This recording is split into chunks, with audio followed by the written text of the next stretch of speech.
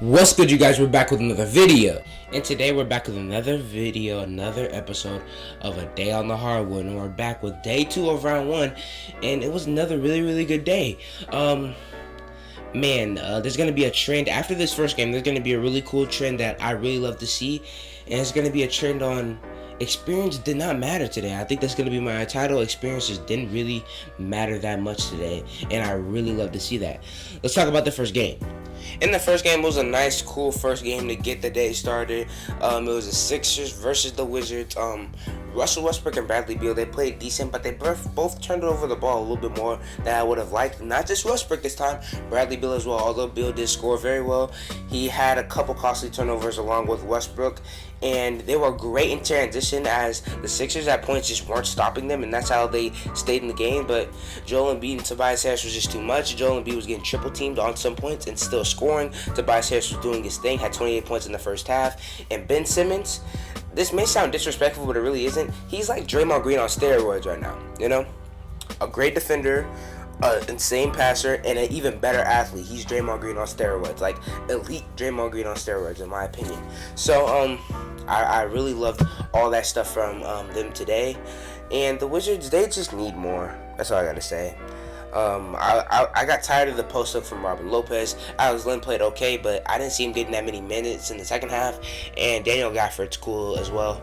Raul Neto, I'd like to see less minutes of him, but I don't know what you would replace it with. And Davis Bertans needs to get more minutes because at one point he had 11 points and he only put 11 minutes. He needs more minutes. Rui Hachimura needs to play better if they want to win a game. So Russ and Beal just need to turn the ball over less, and they may win 1 or 2 games. All right, let's get to the next. These next 3 games are very eventful. This next game, Lakers versus Suns. I expected this because LeBron never wins game 1. I'm a little concerned because they lost even though Chris Paul was hurt for like 3/4 of the game. It didn't look like himself. He was like dribbling the ball like he was losing the ball. Chris Paul never loses the ball, and y'all still lost. That's kind of tough. Devin Booker went crazy.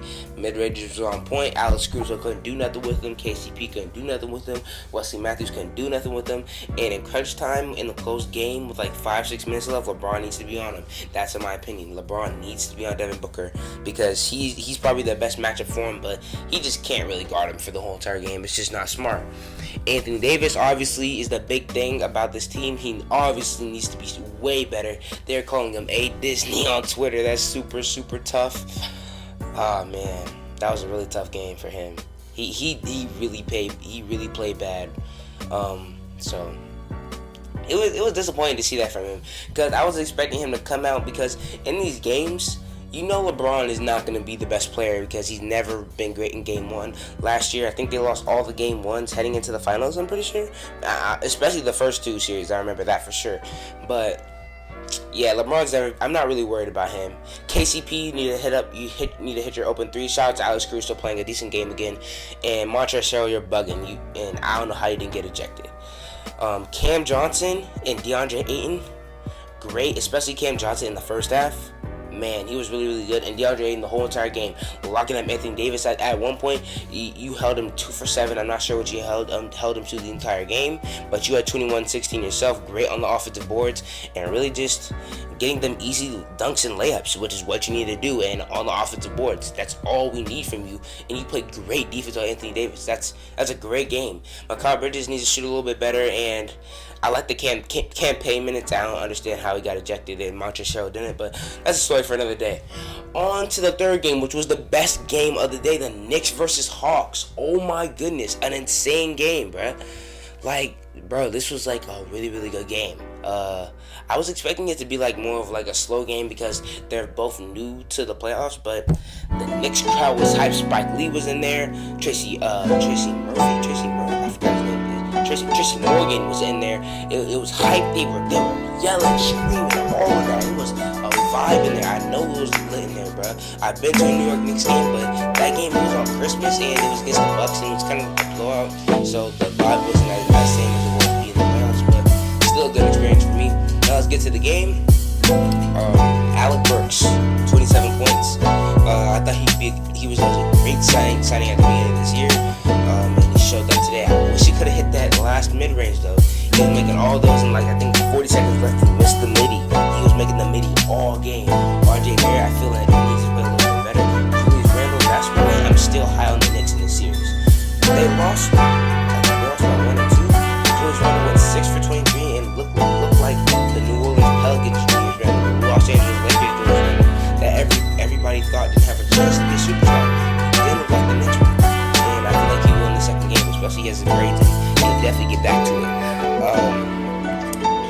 That's the biggest thing.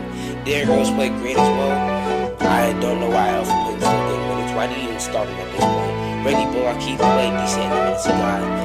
But let's get to the Hawks side. Bojan Bogdanovic was huge in this game. That three was huge. John Collins, I feel like he needs to play better for the entire game. But in the first half, he was really, really good. Him and Trey were doing really well in the first half. And Trey played good for the entire game. And Clint Capella has been super duper underrated this year. And he was really good. One of the people that was controlling the boards for the Atlanta Hawks. And he was a decent rim protector as well as everybody thought he was going to be. Only 9 points though. He caught a couple lobs and things like that from Trae Young. And one thing I need to talk about Trae Young before I get into all the positive things, sometimes he's too loose with the lob. Like a couple times he threw a lob where he could have just did the floater. You know what I'm saying? He just kind of has to think about that a little more. But still, a great game from Trae Young to get 20 and 10. The floater game winner told everybody to sit down, be quiet, be silent. He told him to be silent.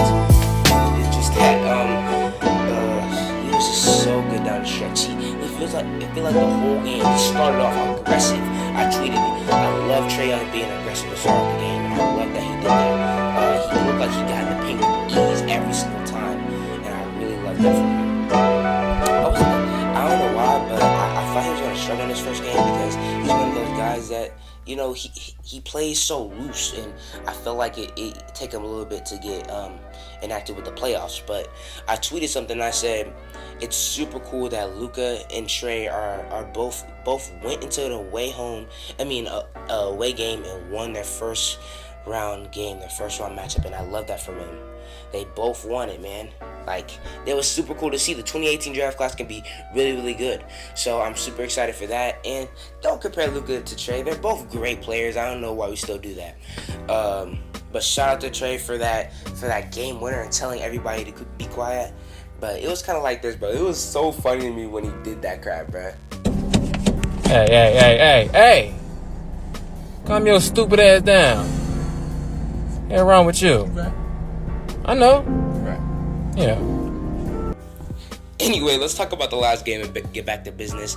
And I was talking to my dad all before this game. I was like, bro, the Grizzlies are going to win this game. And the insider NBA was like, oh, it's going to be a blowout. Donovan Mitchell needs to be worried about the next series, and it won't hurt that he doesn't play in this series. I was like,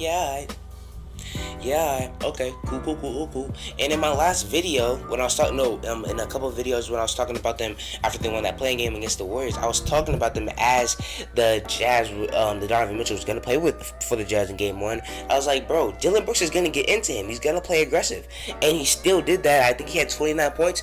Ja Morant had 10 points or 12 points in the fourth quarter, played insane. And like I said, there's a trend. Young players, these inexperienced players in the playoffs are coming in and putting their foot down. Experience don't matter. Dillon Brooks, DeAndre Ayton, Trae Young, Ja Morant, I think I said Devin Booker, I'm not sure. But all those players, bro. Bojan Bogdanovic, they all play like they have been here multiple times, and I love to see it. Ja Morant and Dillon Brooks play great. Kyle Anderson, in those moments when the Jazz were kind of coming, he settled them down, but he had 2 stupid fouls at the end, which I didn't really understand. And Jonas Valanciunas just being that man in the middle. When Rudy Gobert was out of the game, he was controlling the boards. At the beginning of the game, he had 2 quick points on Rudy Gobert, 4 points, and fouled him out at the end of the game, which I love to see. Now let's talk about the Jazz for a little bit. I'm not the highest on the Jazz. I'm not even that high on the Jazz with Donovan Mitchell, let alone without Donovan Mitchell. And I feel like this Grizzlies team can actually make this a very interesting series, especially if the Jazz are shooting like this. Joe Ingles played okay. Jordan Clarkson was one of those people that kind of kept him in the game. And Mike Conley had like 14 points in the first quarter. He was playing great. But then they kind of sat him out in the third quarter. And that's when they won that big run when the Jazz kind of couldn't come back. I don't know why Georges Niang gets all the minutes that he does. He's not that good, and he's kind of dirty. Him and Bogdanovic, I just don't like the Jazz, bro. They have a lot of unlikable players to me. Niang, I don't like him. Bogdanovic, I don't like him. I feel like he's always doing something dirty. Rudy Gobert, he shut down the season last year. I don't like him. So I'd love to see the Jazz win this series. I'd love to see Toaster go crazy. I'd love to see Rudy Shea Claire go crazy on Twitter and Molly Morrison go crazy on Twitter. That'd be great. But it'd be kind of weird to beat Mike Conley. And I tweeted something about that, like saying it'd be weird. It gotta be weird rooting against Mike Conley. And Mike Conley had a really, really good game, especially in the first half. But he sat out a lot in the second half, trying to rest him to get ready for the end of the game. And when Rudy Gobert fouled out, I was like, yeah, that's game. But Dillon Brooks in the third quarter, he could not miss, bruh. Dillon Brooks cannot miss. I was like he did one move, and I was like, I said out loud, all right, Dillon, you're doing too much. He was getting hot. He's like, and like fade away. I was like, all right, you like that then? You like that today? Bet. Jaren Jackson, I think he's still working in. He doesn't get like those crunch time minutes right now. But I feel like he'll get them in the future. And Desmond Bane, that three to end the quarter, that was really, really big. And he got the tech on Jordan Niang, and then Grayson Allen missed a free throw. But when they got the ball back, he hit the three, which that was a 6-point swing, and that was really big for the game. So I really love to see that. Man, this was a really good set of game ones, and I'm so excited for game two. These game twos.